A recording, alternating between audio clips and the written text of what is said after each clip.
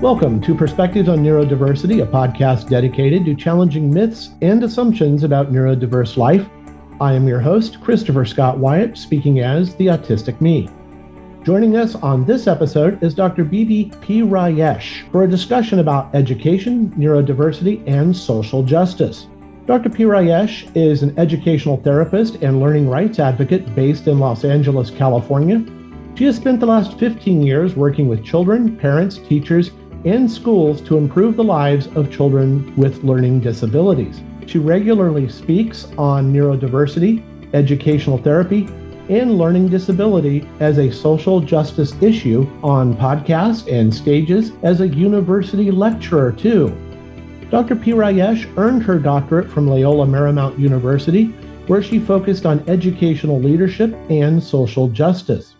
She also has a master's degree in developmental psychology from Columbia University, where her work focused primarily on children's development of mathematical thinking and cognitive neuroscience. Dr. Pirayesh works with children diagnosed with dyslexia, ADHD, and autism spectrum disorders. In 2020, Dr. Pirayesh launched the Difference is Not Deficit Project to help promote the importance of seeing learning disabilities as a social justice issue. Welcome to the podcast. Thank you so much for having me. I'm so happy to be here. Let's begin with the Difference is Not Deficit Project. What is that project and what is its message? Sure. So that's a project that really grew out of the isolation of the pandemic. As you and your listeners probably know, while the pandemic was an especially difficult time for everyone, for kids and families dealing with learning disabilities, it was much, much more difficult. And I was finding in all of my little Zoom sessions, as we quickly turned to Zoom, that every family was dealing with basically the fallout of everything now being virtual and their children not getting so many of their needs met, that they were very, very much struggling. But everyone was struggling kind of in their own little isolated pod. And I found that the more I was able to share stories with them about other people who were going through the same thing, the more they felt like, okay, this is not just me. The project really grew out of that, out of really depending on the power of story and the power of community and sharing our stories about the ways in which we come up against the system and the ways in which the system is not working for us as a way to connect people. So that's really where it grew from. And that's what we collect as part of that project is whatever capacity in which you learn in which you deal with neurodiversity or learning disability, what are the ways in which the system disables you, and to share personal stories about that. And we'll have a link to this community that you've created in the show notes. The link will be oneofonekids.org/community. And when people visit that link, what can they expect to see? Well, they're going to be able to read the stories that people have previously shared. And our hope is that, some of that reading will help them reflect more on their own experiences. And of course, the invite is for them to share their stories. They can do it anonymously if they so wish. But really, the purpose of the project is to bring attention to basically this interaction between the individual and the system and the ways that we come up against the system. And sometimes our stories are stories of triumph, and sometimes our stories are stories of failure. But all of those stories are, of course, very, very important in helping us process having to live in systems that are set up against us. How does someone with a background like yours in neuroscience, your bachelor's degree is in neuroscience, your master's was focused on neuroscience, how did you come to see neurodiversity and learning disabilities as a social justice issue and not merely a mental health and biological issue? Yeah, that's a very good and I think incredibly important question. As you know, I do a lot of work in trying to get others who come from a similar background to mine, which is actually the background that many of us now have as we have tried to make education more quote unquote scientific. My interest, I never knew about this particular population or educational therapy or anything like that. My interest was actually purely scientific and research-based. I was very much interested in how learning happens in the brain. Of course, I wanted, like any researcher, I wanted that research to have practical implications. And the first part of my career was very much about trying to figure out why is it that this research doesn't make it into the classroom. And that's how I came to educational therapy. It was this place, where I was finally able to see that connection actually take place. And in the beginning, it was very, very exciting. But as time went on, and I live in the west side of Los Angeles, as time went on, I started to realize that the research does make it into practice, but only for a particular population. And that population happens to be, or at least in Los Angeles, it was primarily white, primarily wealthy families who can afford to get these services for their children.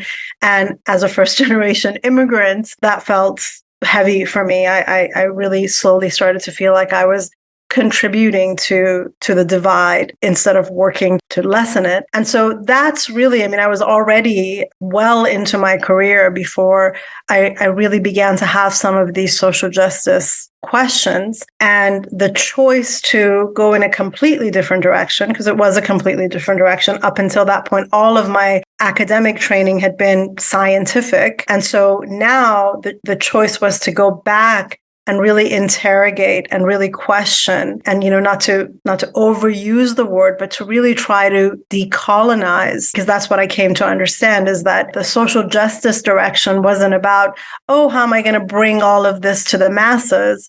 The social justice question was about, what are the ways in which my own training, my own thinking, my own approaches have created a researcher and an educator who's potentially contributing to the problems and upholding the systems. And so it really became this deeply personal, deeply reflective, difficult work of having to undo, in many ways, much of what I had already learned. And it's certainly an ongoing process still, but it was very difficult to question myself and to question science in that way, because obviously up until then, science was sort of ruled as God. And I really had to look at the history of science, the history of neuroscience, the history of education, the history of special education, of disability rights and movements in our country, and to really try to contend with and figure out where my placement was in all of that, so that my work could shift in a direction that felt more authentic to who I am. You mentioned the deference to science that occurs, and yet we often are lacking an understanding of the history of how what we consider some sciences have evolved, or the instruments have evolved. Thinking of my own children, my oldest, my wife and I were convinced she was gifted. We have seen her abilities, we've seen her talents, and the school kept telling us she wasn't. Our private therapist, her psychiatrist, kept informing us that no, she's gifted. The school is doing something wrong. The school is not quite testing her properly. We need to figure this out. And then it dawned on me, my daughters come from the foster adopt system. And when they use certain instruments to measure talents, they're not really measuring innate talents or ability to learn. They're measuring what you already know. If you haven't heard certain words, if you haven't encountered certain concepts. And this is also reflected in biases we see in the SAT or the ACT, where if it's asking questions about tennis or polo or something that no child from the inner city has ever played or seen, then we started to think about it, and we realized that what was happening was our daughter's language deficits were showing up as testing deficits. Yep. And this affects cultural communities, immigrant communities. It affects a large swath of our student populations. The instruments we have developed that we consider scientific actually encode and embed a middle-class, white European understanding of what is important knowledge. Absolutely. I mean, I teach a research methods class to graduate students, future therapists at Pepperdine University. And this is a big part of the discussion that we have when it comes to doing validity testing for the different instruments that we use in order to diagnose. And of course, we know, although we don't talk about it a lot in the trainings that we do in graduate students, but we know that there is a long and deep history of all kinds of testing and diagnoses that was developed, as you said, whether it's a Eurocentric, androcentric, but certainly a lens that is very much impacted by race, by gender, by class, by level of education, and a very Western lens that essentially says this is what is normal, and anything then that falls outside of that, we're going to pathologize. And this is an issue that we have in general. I mean, it's an issue that we have in psychology, in special education, and then, of course, like you pointed out, in testing. And it happens all the time. So for me in Los Angeles, one of the things that we see happen quite regularly is students who are English language learners being tested using basically English measures and then being misdiagnosed as having learning disabilities when it's really a language acquisition issue. And then we also have the flip side of that. So we have learning disabilities being missed and essentially just being kind of like written off as, oh, this is just because the student is not a native speaker or is learning English. This question of having measures and then also having school psychologists, neuropsychologists, that the person doing the testing not only being bilingual or having the knowledge base of the student, but also understanding the cultural differences that can impact the way that a student tests. I mean, these are huge, huge issues in the field that certainly contribute to the social justice component that is also at the heart of the field. What concerns me within the state where I currently live, right? We are currently in Texas. The urban-rural divide, where we are dominated by the conservative, largely Anglo, English-speaking, English native speakers, that dominates our legislature, our government. They want to make the state test, which is called the STAR test, and every state has these. In Pennsylvania, it was called the Keystone, and each state has these. The problem with a test like that, making it high stakes. If you don't pass it in 8th grade, you don't move on to 9th grade. If you don't pass it in 5th grade, you don't move on to 6th grade. By making these tests serve as gatekeepers for who does and who doesn't move ahead, it doesn't affect the largely white suburbs or exurbs or the rural communities, but it does impact our urban centers, Houston, Austin, Dallas. In California, it's going to have a great deal of negative effects on the Central Valley or San Bernardino County or anywhere where you have large immigrant population centers. These state leaders are often coming from privilege. They are saying parents want accountability, so we're going to make these tests the markers of accountability, the gatekeepers for us to determine who gets to go to our community colleges, our universities. These biases, as you said, also then show up in the special education testing, the learning disability assessments. All of these instruments that our state leaders in our various states are passing are being pushed by a voting public that is not representative of the actual population.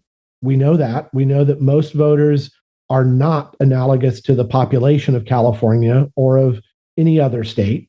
So how do we call for social justice in these testing regimes, in these testing patterns that we are adopting within our schools, these assessment metrics we're adopting, when these are being pushed for, supported by, and encouraged by a privileged social class, regardless of ethnicity or background? It's a college-educated, privileged class that largely votes these things into power. So how do we change it to recognize what it's doing to those who lack power? I think we need to be willing to understand and to kind of face the fact that, first of all, this is nothing new. This has, been going on kind of all along. And in fact, the very basis of all of our laws. So when you look at, for example, IDEA or special education law, the law is written very specifically to put the onus onto, in special education law, is the parent, with the understanding that it is going to be the more educated, usually white parent who has the resources, who's going to follow the law in the ways that it needs to be followed, fight the law when it needs to be fought, etc. This is by design. And we need to understand that, like when you say we're trying to push for these tests, that is essentially the point of our schooling system. I mean, this is really the issue. We do not live in a system that, for example, aims to help every student reach their potential, or gives a right to every single student to be able to master whatever the material is. We live in a system that is essentially there to sort students, and to sort them in such a way that it's going to send students into our sort of capitalist economic system at different levels. So we need people that are going to be the managers, we need people that are going to be the workers, and the earlier we can do the sorting and get the kids trained for the type of work that they're going to be doing, the better. This is all the state of the system, the way that it was designed. It's actually working exactly as it was designed to work.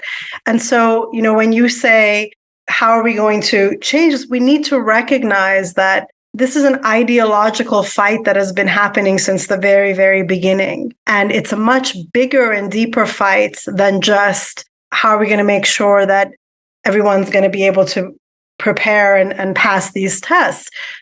We have to ask questions about, well, why do we do it this way? Why do we have these types of testing? Why is it is it really about meritocracy? Is it really about accountability? Is it really about making sure that a 7th grader can go on to 8th grade knowing the 7th grade material? Or is there another agenda at hand here? And I would argue that there is another agenda. And so the answer to that question has to be that we have to be very, very politically involved and active, but with the recognition that we're actually fighting something much deeper than just state testing. When I consider testing regimes, knowing history, I know that China had the civil service exams thousands of years ago. The French civil service exams came as part of the Napoleonic Code. Some of these predate what we call capitalism. Some of them have existed, obviously, in monarchies, in authoritarian models. There seems to be this human impulse to create caste systems, to create hierarchies in every part of the world. Part of me wants to say that we need to recognize that within ourselves, we are guilty of sorting people, no matter what our background is, where we're from, or what we believe. We are all guilty of this instinct or impulse to sort and decide who is and who isn't worthy. How do we, as flawed humans, then deal with that honestly when most people will tell you it's a meritocracy?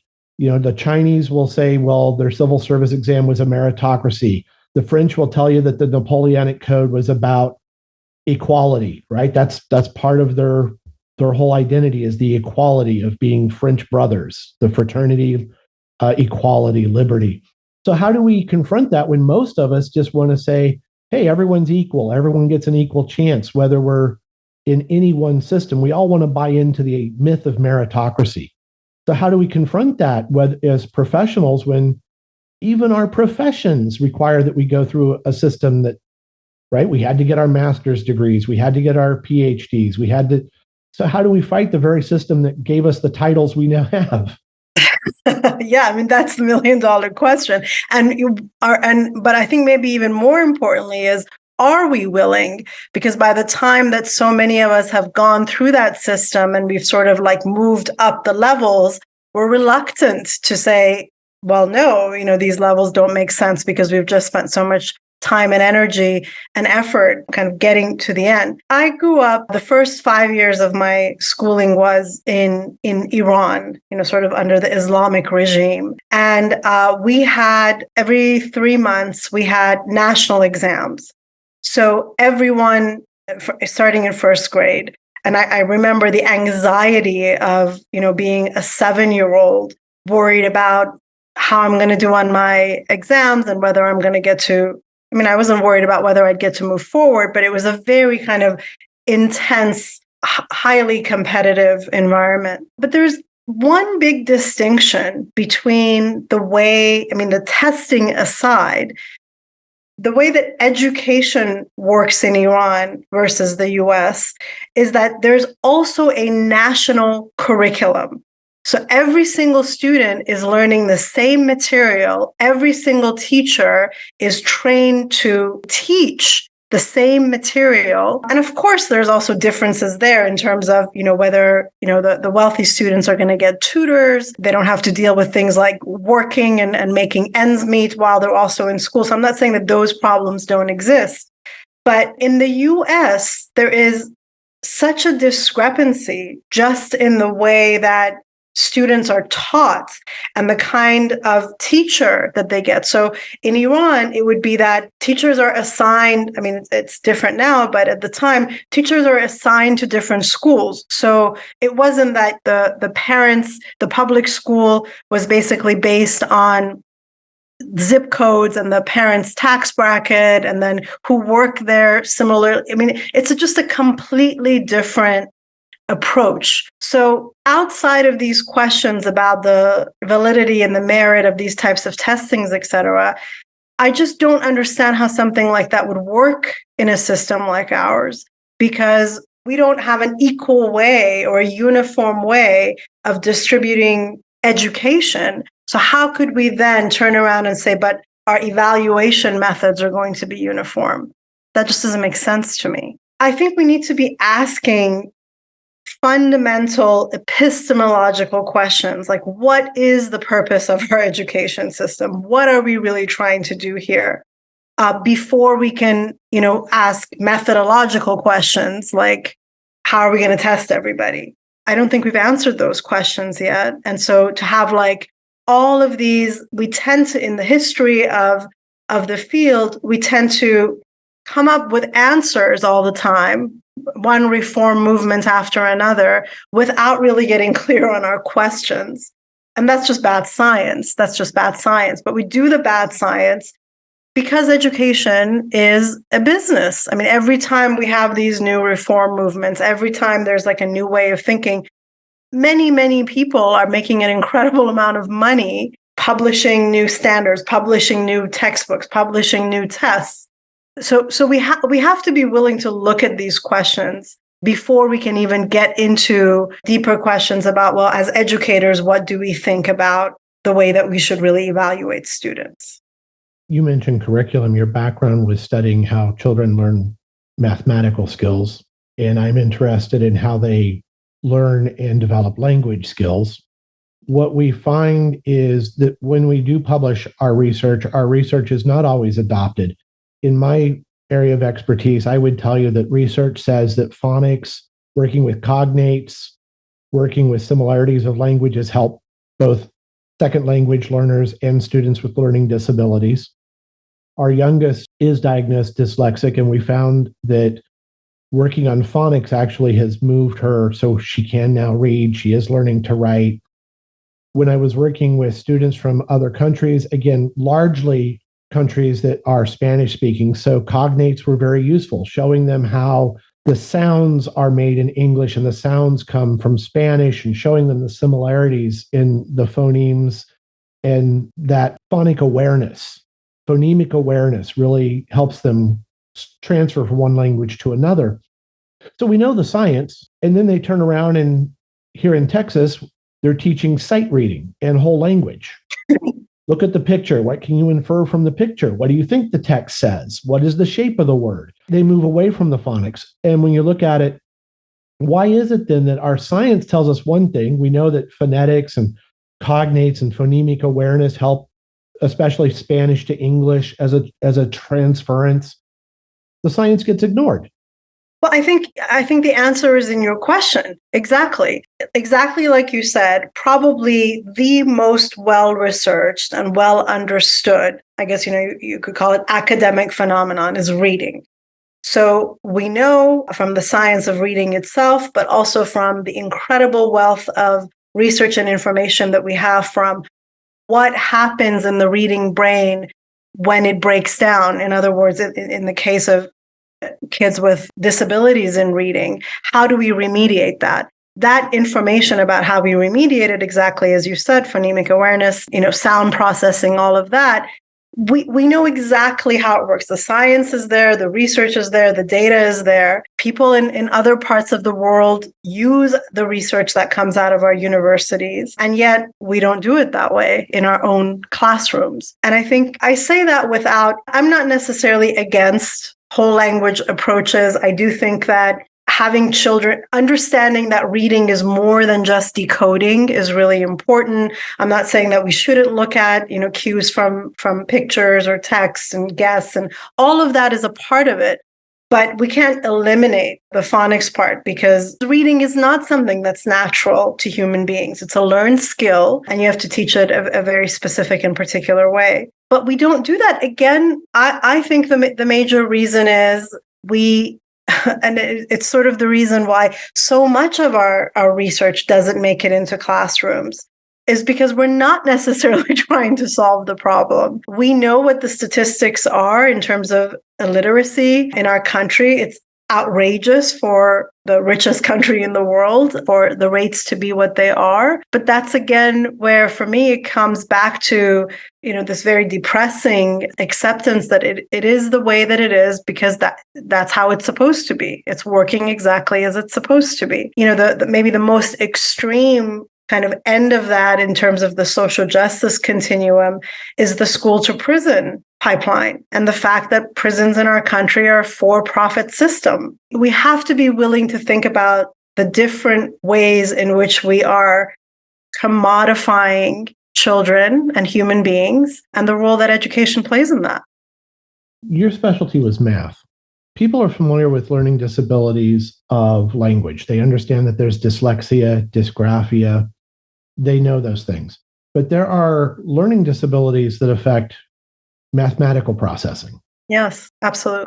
And because they aren't as well known, they tend to be misdiagnosed or undiagnosed. Well, what I find actually primarily with learning disabilities in math that would sort of fall under the larger umbrella term of dyscalculia is not necessarily so much the lack of diagnosis or misdiagnosis, but the lack of remediation. I think one of the things that we see, I certainly see it in my field as an educational therapist, the majority of educational therapists will say, I don't do math. And the majority, I think, of teachers and special education teachers, et cetera, there is definitely a type of math phobia, I think, in our academic culture in the US. And so that actually ends up being really detrimental to kids who have learning disabilities in math, because nobody wants to touch it. Nobody can really go there. So there's a hyper focus on reading and writing, like you said. And in my experience, it's not so much that those things don't get identified, but they get identified and then just forgotten about because nobody wants to deal with it. I do think that the promotion of understanding more about what is a learning disability in math is really important. And then we need to get more people trained and comfortable in dealing with it. I will ask you a somewhat personal question, but I think it'll help the audience too. So our youngest, who has dyslexia, does not have dyscalculia. She can, in fact, her math sheets 9s and 10s. Mm-hmm. But if she has to write a sentence, she can't do it. So could you explain the difference between dyslexia and dyscalculia, why a student might be struggling in math who doesn't in reading, or does great in math but can't read? They're not the same. It depends on where the issue is, because the issue could be at different places and manifest under the dyslexia or dyscalculia umbrella. Dyslexia, as we sort of understand it, a disability in reading, is a sound processing issue. So it is when the temporal lobes of the brain are not able to process the sounds of speech in the ways that they can for typical readers. And so the intervention is around basically teaching the brain to be able to pull apart, manipulate the sounds of speech, which is essentially what phonemic awareness is. So if that is really at the heart of where a student's reading difficulty is, that's not necessarily going to impact math because you don't need to have that processing for the math piece. On the other hand, there are other processing issues that can be shared. So, for example, some students really just struggle with the abstract concept or the abstraction of the two-dimensional world. So whether it is, letters representing sounds or written numbers representing informal math concepts, they struggle with that. Some students struggle with visualization, which, makes it difficult for them, to sort of visualize the idea of kind of moving up and down a number line, for example, in the same way that it could make it difficult for them to work with letters. So it really depends on the processing skill that is impacted. And that's where we need to put our focus more than how those different processing skills come together and kind of form a diagnosis. Because sometimes it's clear cuts, like perhaps in the case of your daughter, and sometimes it's a lot more complex. For kids who really struggle in math, it's usually, in my experience anyway, it's usually one of two types, kind of like dyslexia, hyperlexia, is that there's some kids who struggle with kind of the algorithmic components of math, but they're more mathematical, like their conceptual understanding is in place. Maybe their informal math is in place, but they have a difficulty with formal math. And then there are kids who just struggle with number sense from the very beginning of that concept of number, of more and less, and the ways that numbers work. And then there are, a lot of kids who fall in between. It's, it's not like a dichotomy. So it really depends on the student. And that's one of the things that we need to remember when we look at these diagnoses, is that it's not like the diagnosis is going to tell you everything you need to know about this child. It manifests completely differently, in the same way that ADHD can manifest completely differently from one student to the next. When we talk about the social justice issues, our society is obviously based on reading and math. And any learning disability in either is going to hold someone back professionally, socially, and in other ways. So when you talk about learning disability as a social justice issue, part of that has to be, without supports, we are condemning children to become less successful adults. Yes. I mean, to me, social justice is about access to power and proximity to power in society. And, one of the major ways in which we have access to power is through education, which then allows us to become employed, right? I don't necessarily agree with that, but that's how the system is set up. And if you look carefully at special education law, the key word in the law is access. So the school is responsible for ensuring that a student can access the curriculum, right? That's the key word that's been debated in the Supreme Court, in case after case. So that really is the question, is to what extent are we supporting the students so that they can have access to power in society later on? That's really the way that I see it. And unfortunately, the way that we provide or don't provide the supports that we have doesn't, for a lot of students, it doesn't translate into giving them the access that they would need in order to be functional adults. That's really the way that I see it, is in terms of access. Personally, I look at my career teaching and doing other work, and I look at the students I've served have generally been from privilege in one way or another, regardless of the student population. Because to get into a university, you have already had parents or other mentors help you navigate a system that is rigged in such a way as to act as a gatekeeper. Mm-hmm. So my professional work has been with those who are already fortunate. Mm-hmm. So in some ways, as you said, I'm professionally just part of the system. I'm a cog in the system. Absolutely. I mean, this was for me, it was that realization that really forced me to bring everything to a halt and to say, wait a minute, my job, my profession, so many of us are sort of in these healing professions thinking that we are, we're helping. But actually, all we're doing is helping to uphold the system.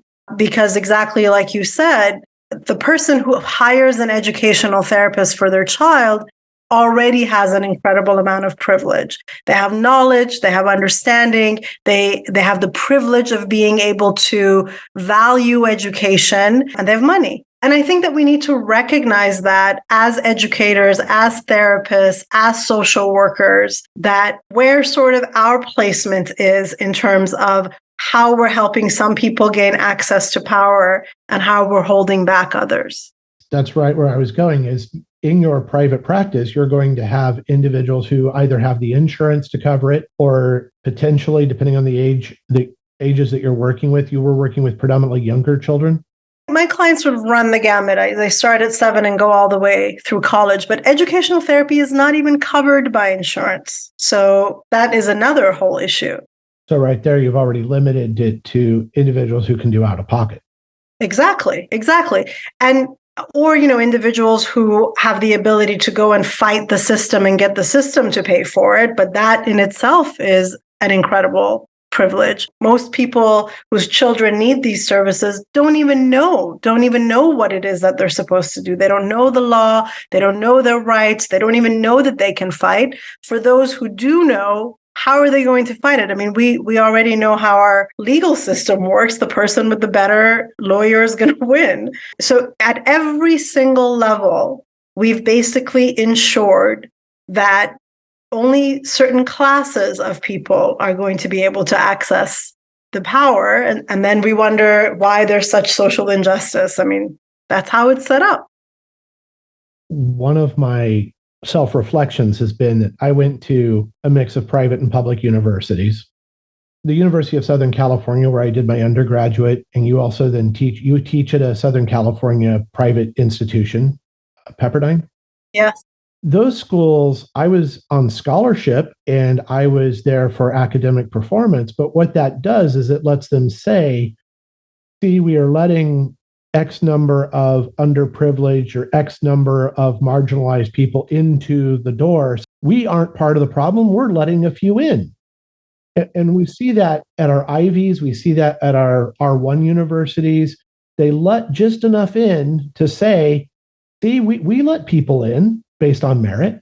I see that all the time in the K through 12 private system in Los Angeles, where so many of schools that consider themselves progressive, they do all this like marketing around diversity and inclusion, and they have students on scholarship that they bus in from, East LA or wherever. And then they don't do anything to meet the needs of their white students with learning disabilities either. But they certainly don't do what's necessary if one of the Black or brown kids, who is also, by the way, now isolated in this primarily white space, culturally unable to kind of navigate all that is going on, but has to compete and has to adjust. That is like a whole other issue that it's so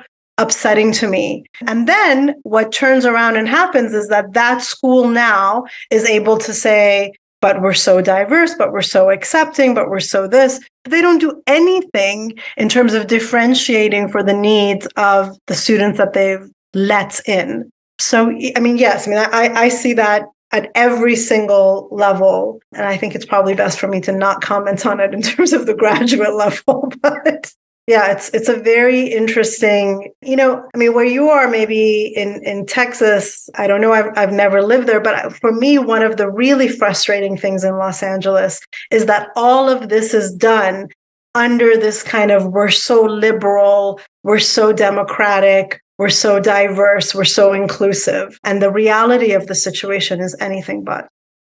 I have tried to explain to friends and family as well as colleagues something's odd about Texas is it's perceived one way because of our political leadership. And I certainly make no apologies for disagreeing with our elected leaders. But we live in the Austin area, and my youngest will be going to a charter school next year that's immersion, dual English and Spanish, predominantly first generation students. And they have an excellent reputation for working with learning disabilities, phonemic awareness, because they're helping students learn English. So the charter school that our youngest will be going to is largely marginalized individuals. And our daughter, having been foster adopt, they've got trauma training for the teachers, they've got dyslexia specialists, they have social workers. So the charter school is, to me, a prime example of how you can serve those marginalized communities and those students with special needs. Yet at the same time, I'm torn because it is then a special school with these special resources, these unique capabilities. And honestly, it gets additional funding from some of the people here with money, right? Michael Dell gives money, Elon Musk gives money, Apple, Google. So they help fund some of these schools that provide these extra services. So I'm torn. I'm sending my child to a charter school to get the support she needs and to be in a multicultural, diverse, bilingual setting, which I think will help her thrive. And then we have our public school that's based on our zip code, which has an amazing amount of stuff. You know, robotics team is nationally ranked. It has beautiful facilities, but our local school is based on zip code. Yep. And what it caters to are the high achieving upper class students. And I found that my daughter with special needs was overlooked. She was just kind of a burden they didn't want. Mm-hmm. So what happens is our children get segregated, whether it's in California, the funding is quite honestly by property tax mostly. So what happens is you get really thriving communities that are basically private communities with the best schools ever, like Beverly Hills. You know that their high school is what it is because of where it is. And then you get schools that are in poor communities, economically disadvantaged. They don't have the property tax base. They don't get enough funding from the state to offset that. There aren't parents donating to the parent-teacher organization or the booster club or whatever. So what happens is you get these multi-tiered systems in different states for different reasons. But in the end, you get multi-tiered systems with privilege and the marginalized. Some schools will thrive and they're public schools, and some schools won't. We call them public schools, but really I've joked that the schools that are located here in the elite neighborhoods of Hill Country, where the Hollywood stars live and the tech people live, those are public schools, but you can't compare that public school to what is in downtown Austin. Exactly. You can't. Right. And, this is one of my fundamental issues with the charter movement in general, is that at the end of the day, it does end up disrupting the public school system. But you're absolutely right. I mean, at least over there, I remember when I lived in New York, people still trusted, like if they were in a wealthy enough neighborhood, they were willing to trust their public school. In Los Angeles, no one who has the means would ever send their child to a public school. Even Beverly Hills High, if they could, they would not send their child there because there's just such a mistrust of the public school system, even charters, et cetera. But, I think one of the other reasons that I think, this issue of learning disability is politically so important is that in my experience, regardless of the type of school that I have been in, no one serves the kids with learning disabilities in any kind of meaningful way. So outside of this idea of putting them in their own separate schools, I don't see, no matter how wealthy a school is, I do not see how they are operating in an inclusive way towards the differences for kids in terms of learning.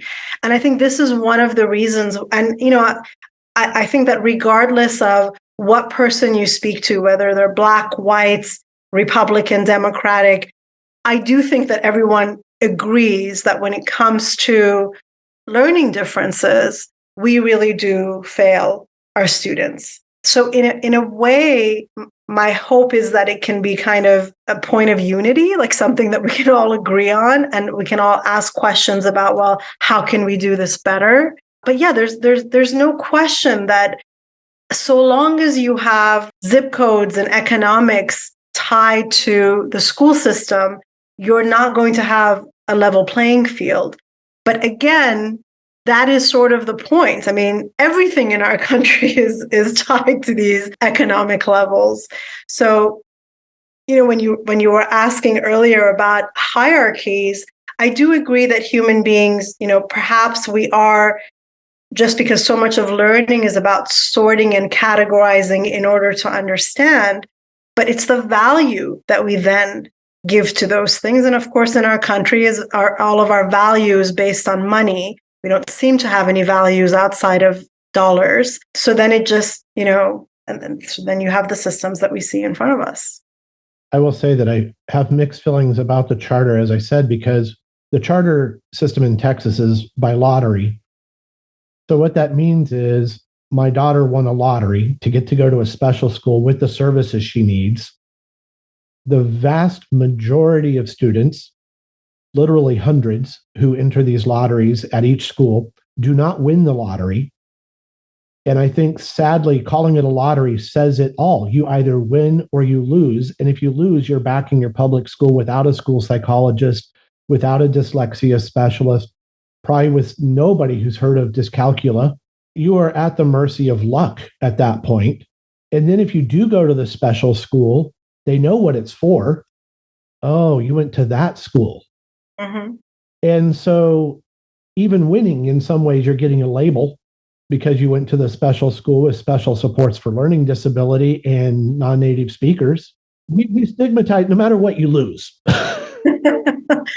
That is what results, though, from a system that is based on essentially saying we're going to pick the cream of the crop and then we're just going to label and sort everyone else accordingly below that. That is what meritocracy has become for us. All of our science is essentially based around that. I mean, what is a diagnosis? A diagnosis is about what are the ways in which you fall short of the norm or the best, or, whatever it is that we've decided. This is why we need to ask more fundamental ideological questions about, is a school system supposed to be a reflection of what is going on in that neighborhood, and is our job to basically look and listen and see what the needs of the students are in front of us so that we can adjust accordingly? Or do we have an approach of, this is what we say school is, and we're just going to sort you through it? As we wind down, I want to ask you, so Dr. Pirayesh, how do you use the Differences Not Deficit project when online communities also tend to be segregated by privilege? People will find it by listening to a podcast. That means they're listening to Apple Podcast or Google Play or wherever they happen to find this podcast or any other podcast you've been on. They're going to know that they're searching for something to find your community online. So how are you working to make sure that the difference is not deficit, that message reaches a wider audience? I think that all of us need to be honest about, where we feel we are doing our activism. I know many people whose activism is basically being done in communities, the types of communities that we're talking about. Obviously, for me, that has not been the case. That the types of places that I work in and the types of places that I have access to, I feel like my work has primarily been about getting those who are in power to think more deeply about what it is that they're doing, as opposed to activism that is working with those without power. I mean, obviously, to the extent that I'm able to, I always try to do that. But my primary focus has really been disrupt, essentially to disrupt business as usual in the types of places that I see myself in on a regular basis. So it's a different lens. But the difference is not deficit project is really about the personal story.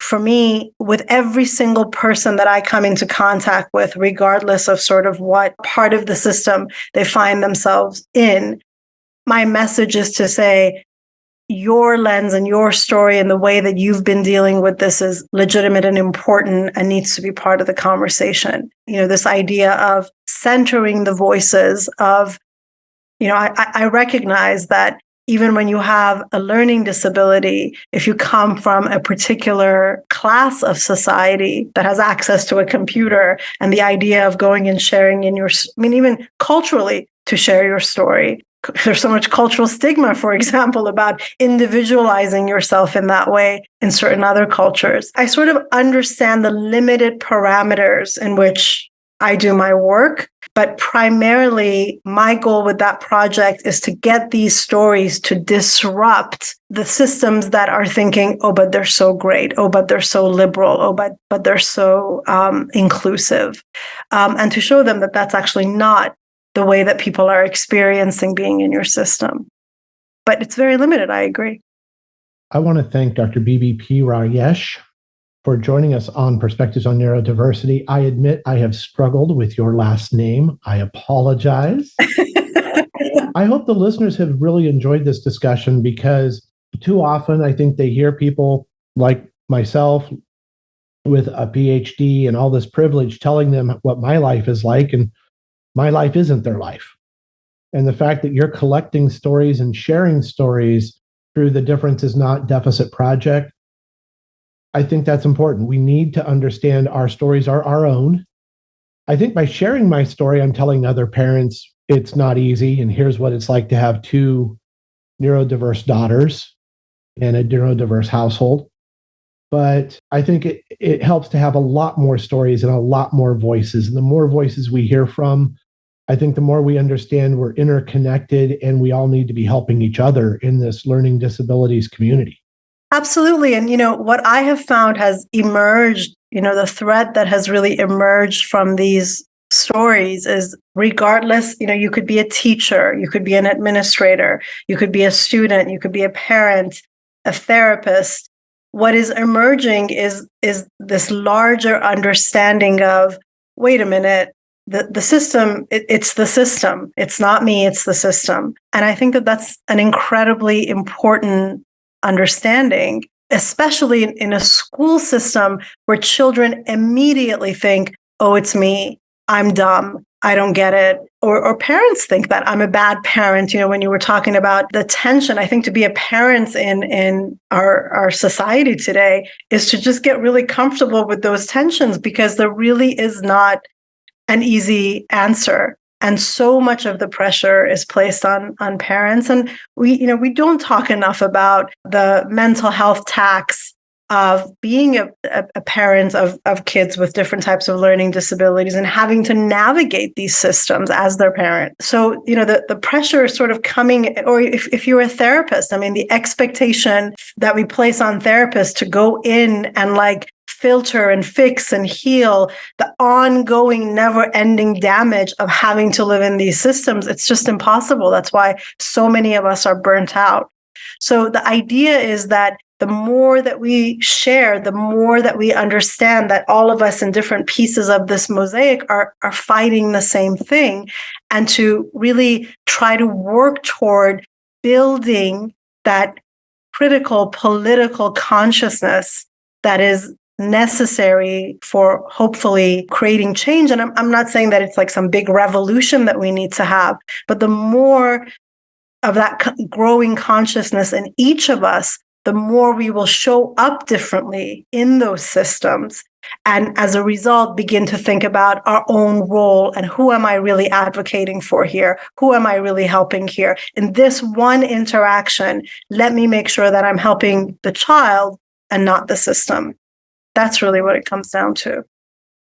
That's a wonderful message. I want to thank you, Dr. Bibi Pirayesh, for being on Perspectives on Neurodiversity. In the show notes, we'll have links and more information about the doctor. You will read about her life and her practice. Also, follow those links and join the community for the Difference is Not Deficit project. Also, if you like this podcast, be sure to like it on Apple Podcasts or wherever else you are listening, and follow us on Twitter, Facebook, and LinkedIn. I am Christopher Scott Wyatt, speaking as the Autistic Me. Thank you for listening.